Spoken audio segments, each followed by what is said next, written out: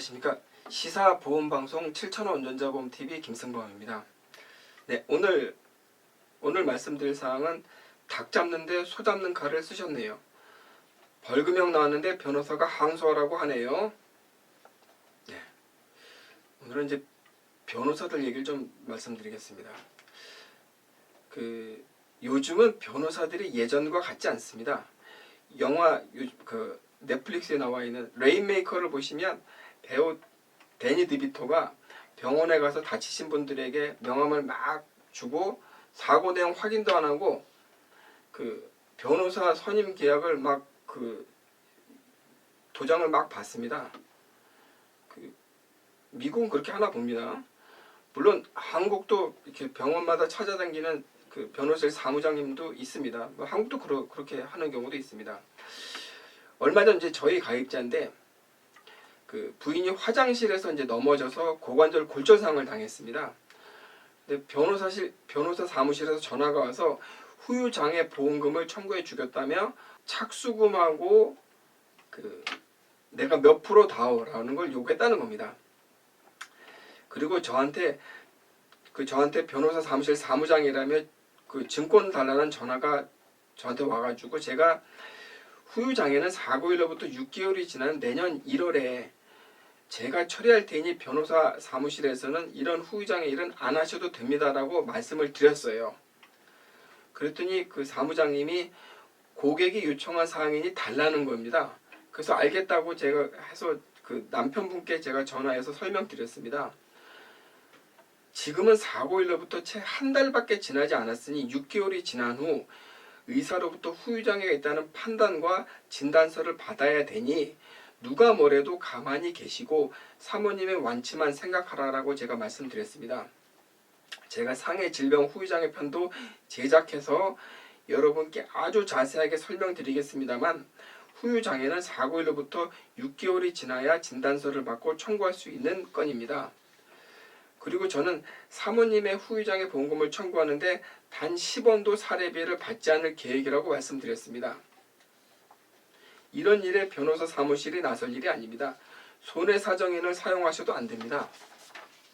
그분들이 의사 만나서 잘해달라고 하면 10% 후유장애 나올 걸 30%를 올려줍니까? 제가 가서 의사분께 약관 보여드리고 후유장애에 대한 약관 보여드리고 잘 부탁드리겠습니다 선생님, 그러면 20% 나올 거를 10%로 줄여준답니까?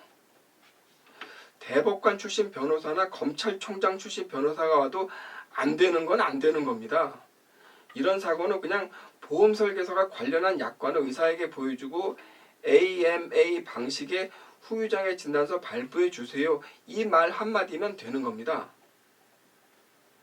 의사들은 어떤 형식의 후유장애 진단서인지 모르니까 요거는 말씀하셔야 됩니다. 그리고 그거는 변호사도 그렇고 손해사정인도 저랑 똑같은 이야기를 할 겁니다. 약관 들고 가세요. 의사가 변호사가 오셔서 부탁하면 아이고 하고 더 좋게 써준답니까? 검사 결과지상에 나와 있는데 진단서가 의사 선생님의 메모장이 아닙니다. 의사는 그거 하나 잘못 허위 작성하면 의사 면허 박탈됩니다. 후유장애 진단금 청구하는 일은 보험 설계사와 상의하셔도 됩니다. 그럼 보험 설계사는 약관에 나와 있는 내용들을 설명해 줄 겁니다. 그러면 충분합니다. 다음 사례입니다. 약식 기소가 돼서 벌금을 내려고 하는데 내가 그 교통사고권을 무죄로 종결해 주겠다며 변호사를 선임하라는 변호사들도 있었습니다. 작년에 있었던 실제 사례입니다. 중국 교포이고 저희 가입자분의 동생분이 과속과 칼치기 운전으로 인해 뒷차량끼리 충돌된 사고가 있었습니다. 본인은 이런 사고가 난 줄도 몰랐다가 우두커니 지켜보다가 그 자리를 떴다고 했습니다. 이분은 한국말도 좀 서툴렀습니다. 그래서 사고 경위를 제가 설명드렸는데 아주 정확히까지 파악도 좀 어려웠고요.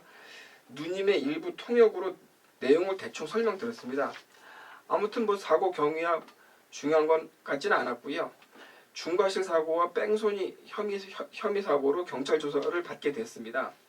이때 어떻게 대처할지 몰라서 교포분의 소개로 변호사를 만나게 되었답니다.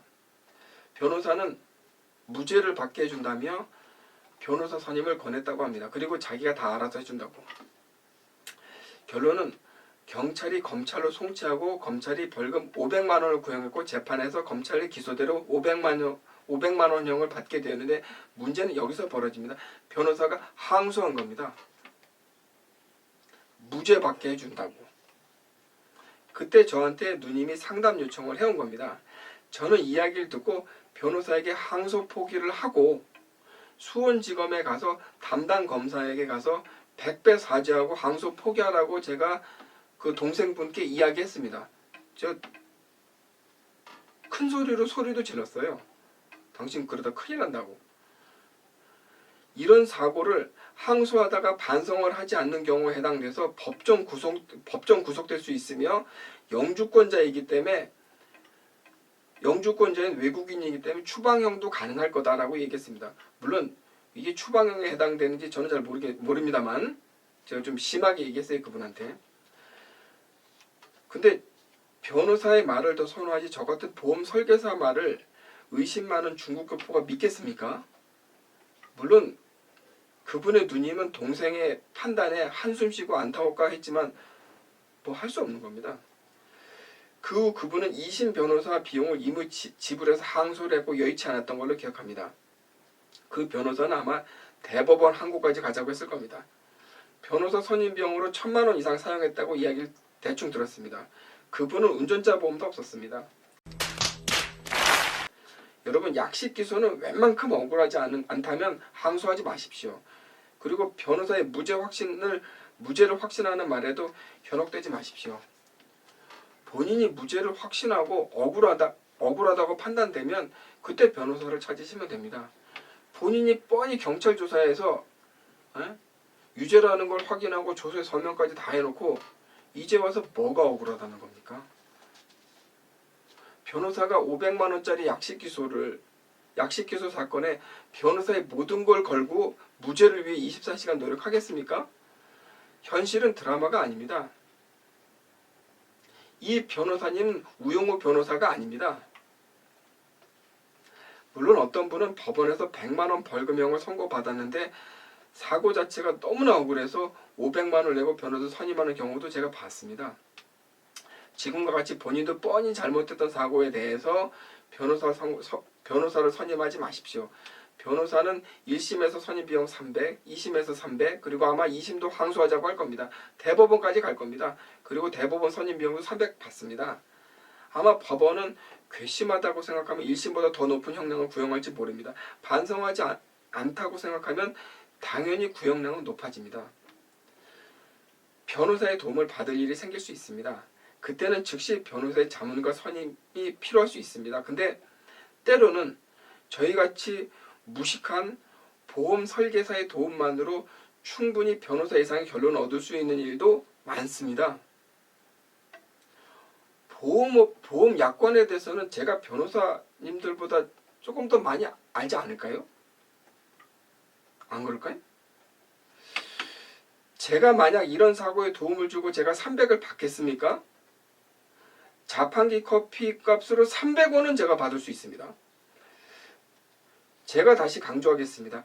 병원 소개하지 않기, 사고 나면 어디서 언제 다쳤는지 확인하기. 오늘 강조할 말은 소 잡는 칼로 닭 안 잡기로 하겠습니다. 변호사의 도움이 필요할 일도 많이 있습니다. 좋은 변호사님들도 많고요. 아마 제가 아는 변호사님들은 그냥 검찰 기소 시 약식 기소 500만 원 내고 끝내라고 하셨을 겁니다. 변호사의 도움이 필요 없다고 하시고. 네, 오늘은 여기서 마치겠습니다. 감사합니다.